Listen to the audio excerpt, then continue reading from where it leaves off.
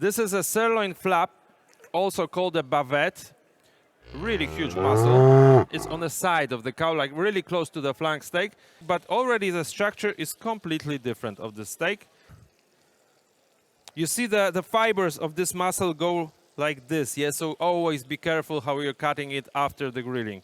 You don't want to go like this, because it might remain, maybe not tough, but it will take a while to chew these fibers.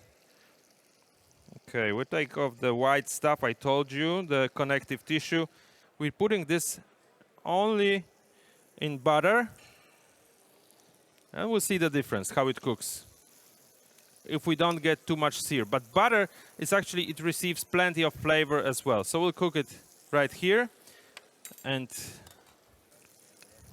thanks to the butter in a pan, the last steak is receiving actually some caramelization, so it will be really tasty as well.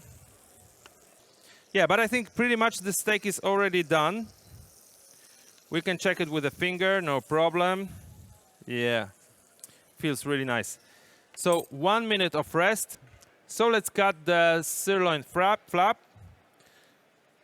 It feels really nice, I must say, like butter. You see, steaks get thicker after grilling. It's because of the juiciness. Yeah, it's more closer to rare. This is gonna be really nice, I think. A little bit of salt. Okay, and before I feed you, I would like to say thank you very much, and see you next year, probably.